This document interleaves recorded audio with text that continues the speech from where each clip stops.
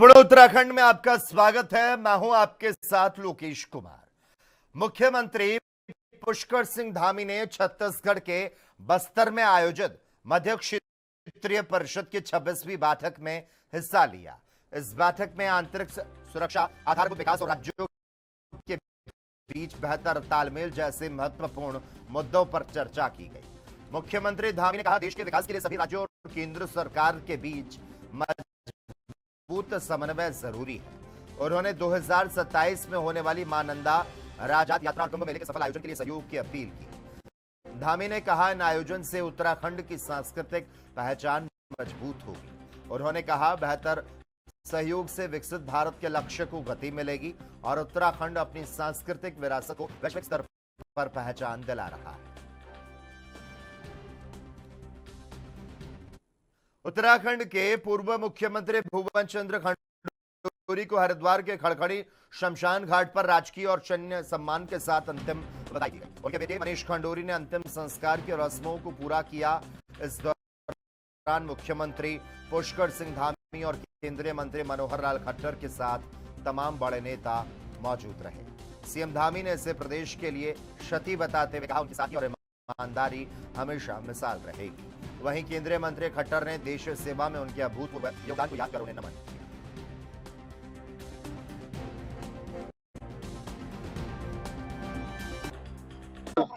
General भुवन चंद्र खंडूरी जी का जाना हमारे पूरे परिवार के लिए, राज्य के लिए और देश के लिए बहुत अपूर्णीय क्षति है। और उन्होंने देखिए, हमारे बहुत ही लोकप्रिय नेता जनरल भुवन चंद्र खंडूरी जी, जो वर्षों इस प्रदेश के मुख्यमंत्री भी रहे, केंद्र में सड़क परिवहन मंत्री रहे, सेना में अधिकारी रहे। बहुत ही उनका जीवन एक सुलझे हुए विचार का और बहुत ही तपस्वी टाइप, इस प्रकार के वो एक भूमिका निभाने वाले, हर प्रकार के दायित्वों में बहुत उसको शुचिता से, ईमानदारी से, लगन से, अनुशासन से उन्होंने पूरा किया, निभाया। देखिए, मैं आज जो हम लोगों ने खोया है, जिस प्रकार से एक बहुत स्पष्टवादी जो राजनीति है उसके प्रतीक थे खंडूरी। और पिछले करीब 26-27 सालों में मुझे खंडूरी जी के साथ बहुत काम करने का भी अनुभव रहा, उनका आशीर्वाद भी बहुत मिला। और जिस प्रकार की राजनीति खंडूरी जी ने की है, वो वाकई आज के सभी राजनेताओं के लिए बहुत ही, उनको उसका पालन भी करना चाहिए। और बहुत बड़ी क्षति आज उत्तराखंड को, ये उत्तराखंड की एक पहचान है खंडूरी जी। हम भगवान बद्री केदार से उनके।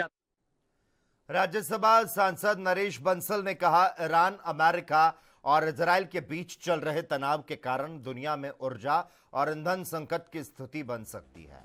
उन्होंने बताया, भारत अपनी जरूरत का बड़ा हिस्सा आयात करता है, इसीलिए सप्लाई चेन प्रभावित होने की आशंका है।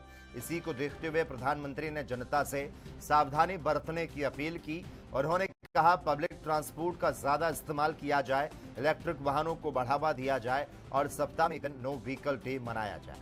नरेश बंसल ने कहा, देश की जनता हमेशा संकट के समय सरकार का साथ देती है और इस बार लोग इन सुझावों का पालन कर सहयोग कर रहे हैं। इस समय जो पूरे विश्व की परिस्थिति है, एक ऊर्जा का, ईंधन का संकट दिखाई पड़ता है।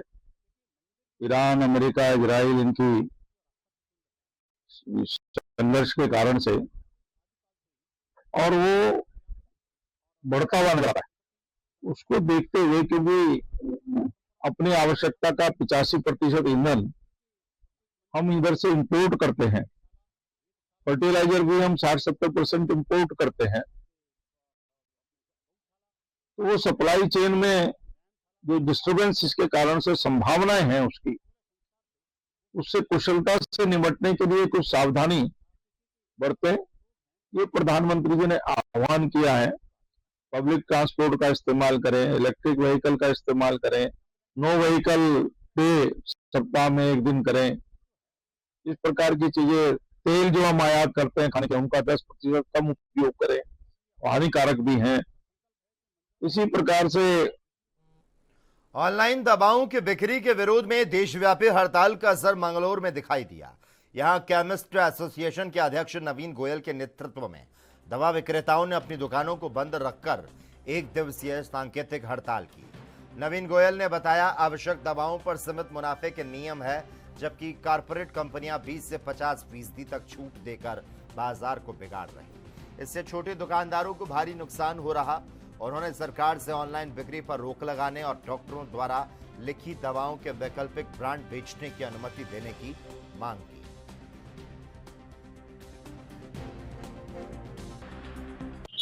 ऑल इंडिया केमिस्ट एसोसिएशन ने आज मेडिकल स्टोर को बंद करने का आह्वान किया है। इसका असर मंगलौर कस्बे में भी देखने को मिल रहा है। आज मंगलौर के सभी मेडिकल स्टोर बंद है। काफ़ी मेडिकल स्वामी यहाँ इकट्ठा हुए हैं, उनको कुछ मांगे हैं, उनसे जानेंगे कि किस वजह से आज मेडिकल स्टोर बंद किए गए हैं। हमारे साथ मंगलौर मेडिकल एसोसिएशन के जो अध्यक्ष हैं नवीन गोयल जी, उनसे जानेंगे। गोयल जी, जैसे कि आज यहाँ काफ़ी मेडिकल स्वामी इकट्ठे हुए हैं, पूरा क्या मामला है? आज ऑल इंडिया केमिस्ट एसोसिएशन की तरफ से बंद का आह्वान है। जो ऑनलाइन दवाओं का व्यापार है उसको बंद करने के लिए हमारी मांग है, सरकार से हमारी मांग है कि इसको बंद करें। तो ये जो आपने आज करा है, एक दिन का ये सांकेतिक है या फिर कैसे है? आज का बंद सांकेतिक है, बाकी जो हमारी ऑल इंडिया एसोसिएशन इसमें निर्णय लेगी हम उनके साथ हैं। तो जैसे कि कोई इमरजेंसी आ जाती है, उसके लिए क्या आपके लिए सुविधा है? इमरजेंसी में हम लोगों का सहयोग करेंगे, किसी भी बीमार का सहयोग करेंगे, हर तरह से सहयोग करेंगे।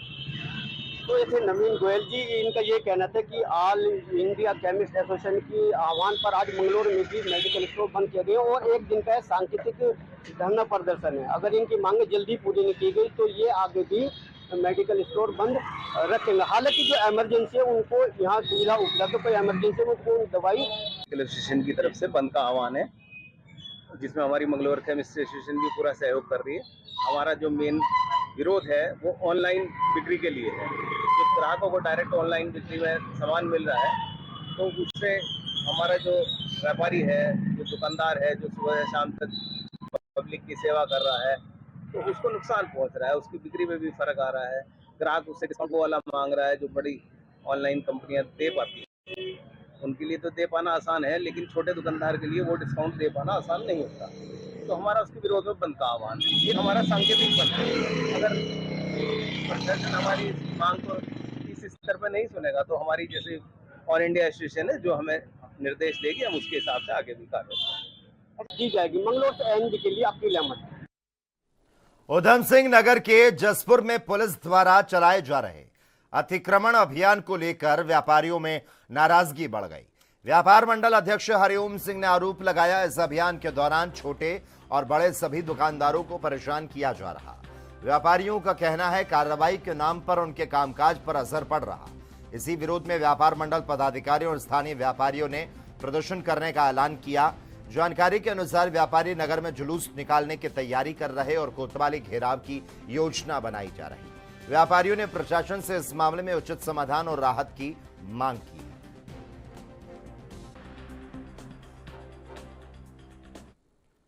उत्तराखंड कांग्रेस ने सोशल मीडिया पर कथित फर्जी और एआई जनरेटेड वीडियो फैलाने के मामले में पुलिस ने कार्रवाई की मांग की। इस संबंध में कांग्रेस प्रतिनिधि मंडल ने साइबर आईजी से मुलाकात कर ज्ञापन सौंपा। कांग्रेस का यह आरोप है, एक फेसबुक पेज के जरिए प्रदेश अध्यक्ष के साथ कई नेताओं के खिलाफ गलत और भ्रामक प्रचार किया जा रहा। पार्टी नेताओं का कहना है इससे राज्य का राजनीतिक माहौल प्रभावित करने की कोशिश की जा रही है। कांग्रेस ने चेतावनी दी, अगर एक सप्ताह के भीतर पुलिस ने कार्रवाई नहीं की तो पुलिस मुख्यालय और एसएसपी कार्यालय के बाहर बड़ा विरोध प्रदर्शन किया जाएगा।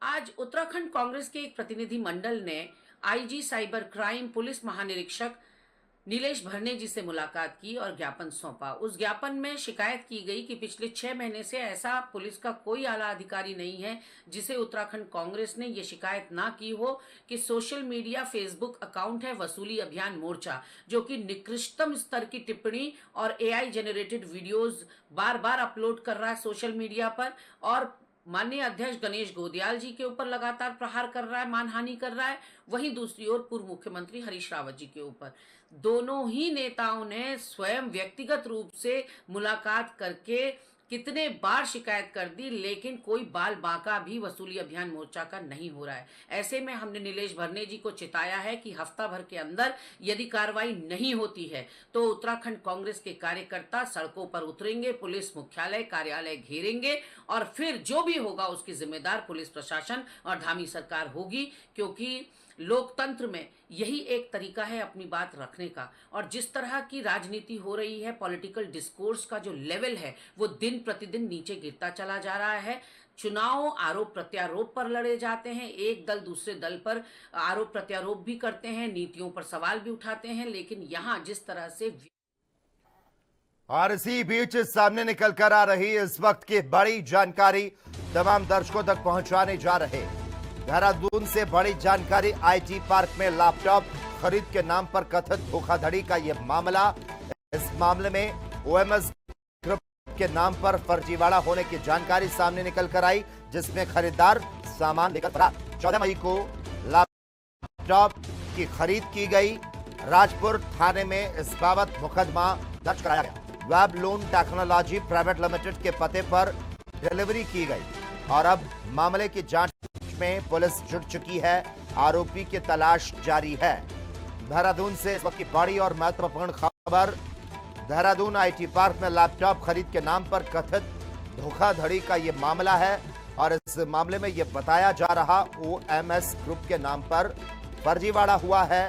खरीदार सामान लेकर फरार। 14 मई को लैपटॉप खरीद की गई और अब इस मामले में राजपुर थाने में मुकदमा दर्ज कराया गया। Web loan technology private limited के पते पर डिलीवरी की गई और अब आरोपी की तलाश जारी है। मामले की जांच में पुलिस लगातार जुटी हुई है।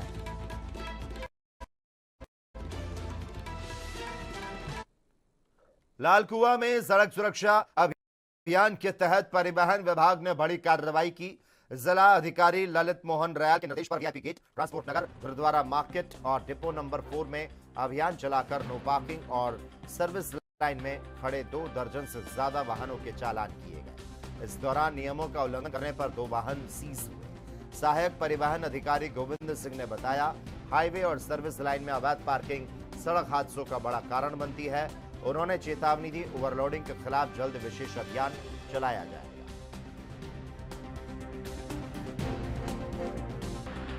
आज जो है हम लालकुआं क्षेत्र पे आए हैं विशेष चेकिंग अभियान के लिए। यहाँ कई माध्यमों से हमें शिकायत प्राप्त हो रही है कि कुछ गाड़ियां ऐसी हैं जो नो पार्किंग एरिया में गाड़ी लगा दे रहे हैं लोग, जो दुर्घटना का बहुत बड़ा कारण भी बनता है। तो उसी क्रम में हम लोग आज यहाँ आए हैं चेकिंग के लिए, जिसमें हमने लगभग 20 गाड़ियों का आज चालान कर दिए अभी तक और 2 गाड़ियां हमने अभी सीज कर दी है।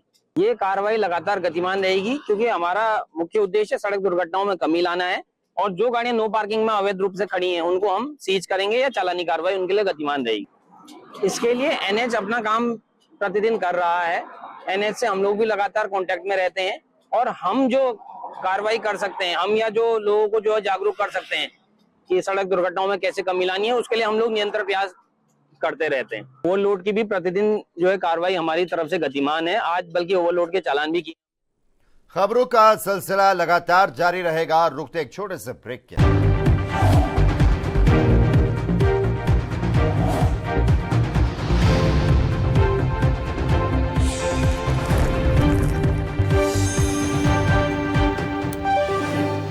ब्रेक के बाद अपने उत्तराखंड में एक बार फिर से आपका स्वागत है। उत्तराखंड में 2027 विधानसभा चुनाव को लेकर राजनीतिक माहौल गर्म होता जा रहा। पूर्व मुख्यमंत्री हरीश रावत का वीडियो वायरल हुआ, जिसमें उन्होंने भाजपा के मुख्यमंत्री चेहरे को लेकर बयान दिया। इस बयान पर भाजपा ने पलटवार किया। भाजपा प्रदेश प्रवक्ता मथुरा दत्त जोशी ने कहा, हरीश रावत अक्सर ऐसे बयान देकर राजनीतिक सुर्खियां बटोरने की कोशिश करते हैं। उन्होंने कहा, भारतीय जनता पार्टी के पास नेतृत्व का मजबूत चेहरा प्रधानमंत्री नरेंद्र मोदी है, जिनके नेतृत्व में पार्टी लगातार आगे बढ़ रही है। साथ ही उन्होंने कांग्रेस पर निशाना साधा और कहा, कांग्रेस अपनी अंदरूनी कलह के कारण कमजोर हो रही और 2027 चुनाव में उसकी स्थिति और खराब हो सकती है। ठीक ही कह रहे हैं, क्योंकि भाजपा के पास तो एक चेहरा है, उसी के चेहरे पे चुनाव लड़ेंगे। आदरणीय मोदी जी और आदरणीय धामी जी के नेतृत्व में चुनाव यहाँ पर होगा उनके यहाँ तो अनगिनत चेहरे हैं। आप देख लो ना, 2017 के कौन चेहरे थे, 2019 में कौन चेहरे थे, 2022 में कौन चेहरे थे, 24 में कौन चेहरे थे, और उन चेहरों की क्या हालत हुई, जनता ने उनको किस तरीके से नकारने का काम किया, ये आपके सामने है। और हरीश रावत जी जब भी बोलते हैं बिल्कुल सही बात बोलते हैं। वरिष्ठतम नेता हैं, उनको पता है कि भविष्य में कांग्रेस को आना नहीं है, कांग्रेस में एकता होनी नहीं है, और कांग्रेस में किसी एक नेता के नाम पर तय नहीं होना है, 4 नेता हैं। इसीलिए तो केरल में 10 दिन लग गए एक मुख्यमंत्री तय करने में, 10 दिन लगते हैं कांग्रेस में। और भारतीय जनता पार्टी ने, आपने देखा हो कि हर राज्य में 24 घंटे के अंदर मुख्यमंत्री का चुनाव करके सरकार का गठन भी कर दिया, और यही हाल उत्तराखंड में होना। चमोली जिले के थराली जूना पैनगढ़ मोटर मार्ग पर प्रस्तावित वैली ब्रिज निर्माण को लेकर ग्रामीणों में नाराजगी बढ़ गई। ग्रामीणों ने उप जिला अधिकारी के माध्यम से जिला अधिकारी को ज्ञापन भेजकर लोक निर्माण विभाग पर जनता को गुमराह करने का आरोप लगाया। उनका कहना है, पिछले 4 वर्षों से प्राणवती नदी पर पुल निर्माण की मांग की जा रही, लेकिन अभी तक काम शुरू नहीं हुआ। ग्रामीणों ने आरोप लगाया, विभाग भूमि विवाद का कारण बताता रहा, जबकि जांच में पता चला संबंधित भूमि स्वामी को मुआवजा ही नहीं दिया गया। ग्रामीणों ने प्रशासन से जल्द इस समस्या का समाधान कर निर्माण कार्य शुरू करने की मांग की। मैंने घर पे ही रहना पड़ रहा है। पिछले साल भी हमारी 2-4 गर्भवती महिलाएं थे, बहुत ज्यादा परेशानी हुई उनको, और हमारा शासन प्रशासन से उम्मीद है कि वो हमें बहुत जल्द ये व्यवस्था दे कि हमें जाने आने का वो करें, हमें झूला पुल की व्यवस्था कर दे। अगर उनसे मोटर पुल नहीं बन रहा है तो शासन प्रशासन हमें मोटर पुल की व्यवस्था करे। आपदा से पूरा गांव इतना परेशान हो गया है कि उस समय हमें ना तो राशन की व्यवस्था की गई थी और ना ही कोई महिला, चाहे पुरुष हो चाहे कोई भी हो, गांव वाले एकता भी करे तो किस प्रकार से करे। गांव वालों के जो आने जाने का रास्ता है वो तो एक तो मोटर पुल बह गया और दूसरा झूला पुल बह गया। झूला पुल बहने से भी ये होता था कि चलो गांव में एक पुल तो बह गया, दूसरा पुल तो रास्ता है, लेकिन वो भी नहीं था। लेकिन हमने बहुत बार शासन प्रशासन, कई बार बच्चों को लेकर भी आए हम लोग, और अब भी नहीं, अगर लोग अभी भी नहीं माने या जन आंदोलन पे नहीं उतरे तो हम तो छोटे बच्चों को लेकर भी आ जाएंगे। अगर पुल की व्यवस्था नहीं हुई तो हम अपने बच्चों को यहीं पे बिठाएंगे। 3 महीने का जो भी होगा वो शासन प्रशासन करेगी पूरे गांव को। मतलब ये है कि अगर बच्चे परेशान हुए 3-4 महीने तक, एक तो बच्चों की पढ़ाई ठप हो रही है, एक तो बुजुर्ग लोग बहुत परेशान हैं, और तीसरा ये है कि गर्भवती महिलाएं जो भी है उनको आने जाने का रास्ता बिल्कुल भी नहीं है। ना तो हमारे जंगल का रास्ता है, और इधर से घूम करके हम 10-12 किलोमीटर कुलसारी होकर के जा रहे हैं, वहाँ से भी रास्ता ठीक नहीं है, बहुत ज़्यादा रास्ता टूट फूट हो चुका है। आपको पता ही होगा पिछले 4 सालों से हमारा जो प्राणवती नदी पे पुल बह गया था, झूला पुल भी और मोटर पुल भी, दोनों बह गए थे, और तब से लेकर आज तक 4 साल हो रहे हैं फिर पूरे, तब से अब तक कोई भी काम वहाँ पे नहीं हो पाया है हमारा। और जो काम हुआ भी है कुछ गलत अधिकारियों से, गलत ठेकेदारों से, वो अभी तक नहीं बन पाया है। और हमारी गांव की करीबन पूरे 4-5 गांव हैं इसमें, सूना, थराली, पैनगढ़, सुनाव और देवलगवाड़, ये 5 गांव के कम से कम 3-4 हजार लोग हैं और जो कि प्रभावित होंगे इस पे। हमारे स्कूल के बच्चे हैं, कल को बरसात शुरू है, 15 जून से ज्योग्राफी के अनुसार बारिश शुरू है, और इनका अभी तक ये अपॉइंटमेंट दोनों बन गए थे, जबकि ये बने हुए 2-3 महीने हो गए हैं। अक्टूबर नवंबर में ये शुरू हो गया था और दिसंबर में बन के तैयार हो गए थे, तब से आज तक कोई भी काम उस पे नहीं हो रहा है। आज देखो वहाँ पे करीबन एक दिन की 10,000 जो बड़ी मशीन है उसका बिल आता है, लेकिन ये खाली एक दुधारू गाय बनाई है और डिपार्टमेंट, विभाग, प्रशासन सब सोए हुए। इसका ये है कि अभी ये देखने जा रहे हैं, उस पर जिलाधिकारी ने बोला कि तुरंत जो है परसों। ग्रामीण आए थे, वो प्राणवती नदी पर एक झूला पुल जो कुछ समय से कुछ ग्रामीणों की आपत्ति की वजह से रुका हुआ है, उसके निस्तारण के संबंध में आए थे। तो ग्रामीणों से वार्ता हुई है। ग्रामीणों की वार्ता के बाद जो हमारी संयुक्त एक टीम मौके पे अभी रवाना हो रही है, तो वो मौके पे जाकर के और इस जो विवाद है, आपत्ति है, इसका निस्तारण करेगी और इस पर जल्द ही काम शुरू कर दिया जाएगा। देहरादून के सरकारी अस्पतालों में एंटी रैबिज इंजेक्शन की किल्लत से जूझ रहे मरीजों के लिए राहत की खबर। मुख्य चिकित्सा अधिकारी डॉक्टर मनोज कुमार शर्मा ने बताया, वैक्सीन की समस्या का समाधान शुरू हो गया है। अब तक विभाग स्थानीय खरीद के जरिए सीएचसी और पीएचसी में सप्लाई बनाए हुए था। हाल ही में महानिदेशालय स्तर से करीब 1000 वैक्सीन मिली है और पुराने वेंडर्स ने आपूर्ति शुरू कर दी है। सीएमओ ने उम्मीद जताई अगले 15 से 20 दिनों में व्यवस्था पूरी तरह से सामान्य हो जाएगी।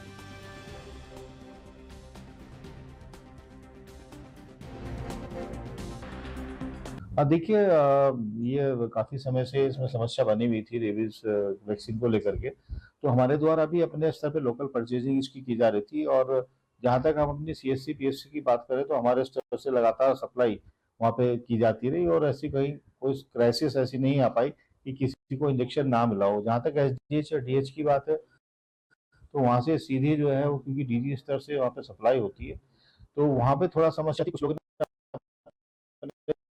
स्तर से इसको खरीदने की कोशिश भी की, लेकिन जैसा आप जानते हैं कि ये समस्या जो थी इसमें प्राइवेट अगर आप किसी से खरीदना चाहते थे तो वहाँ भी सप्लाई नियमित रूप से नहीं मिल पा रही थी, और जो हमारे डीजी स्तर से वो सप्लाई भी जो है हमें वहाँ से नियमित रूप से नहीं मिल पा रही थी।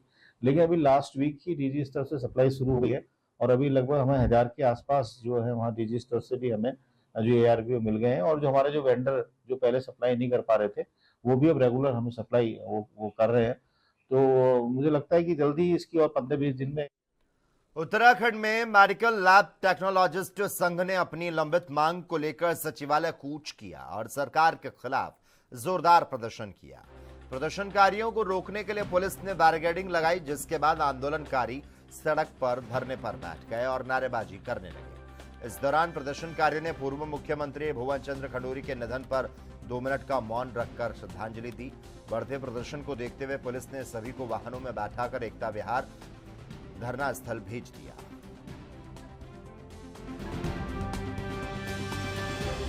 यहाँ पे एक ही मांग है। हम पिछले 26 वर्षों से लैब टेक्नीशियन को उत्तराखंड के अंदर आज तक एक बार भी इनकी नियुक्ति नहीं आई हम लोगों की। जो इससे पूर्व में भर्ती हुई डिप्लोमा धारकों की हुई, आज तक सेवानिवृत्ति में संशोधन एक बार नहीं किया गया है। और हम लोग इस लड़ाई को बहुत पहले से लड़ते आ रहे हैं, लेकिन हमारे लिए कोई भी संज्ञान लेने वाला नहीं है आज तक। देखो, मैं तो मुख्य कमी तो यही है कि जो हम जब भी हम स्वास्थ्य मंत्री जी या इनसे मिलते हैं, वहाँ से एक प्रस्ताव बन के शासन जाता है, शासन में उस पर फिर क्वेरी लग जाती है, क्वेरी लगने के बाद फिर वापस और फिर ठंडे बस्ते में चले जाता है। इस बार हमने अपना पूरा जोर लगा देना है और इस बार हमने ये लैब टेक्नीशियन भर्ती करवाया, जिसको हर जगह लाया जा रहा है। इसी तरह इसी में जो सरकारी लैब हैं उनमें पहले से जो मशीनें थी वो तो धूल फाँक रही हैं, और जो प्राइवेट जो आउटसोर्स हैं, जो निजीकरण हो रहा है, जो में बाहर की लैब ठेकेदारी में दिया जा रहा है, वो लैब हैं आकर यहाँ पे काम कर रही हैं। उनमें उनका पता भी नहीं, जिनमें लोग जो लड़के काम कर रहे हैं क्या वो यहाँ की वो काउंसिल से रजिस्टर्ड हैं नहीं है, उनकी शैक्षिक योग्यता क्या है ये भी नहीं पता उनका।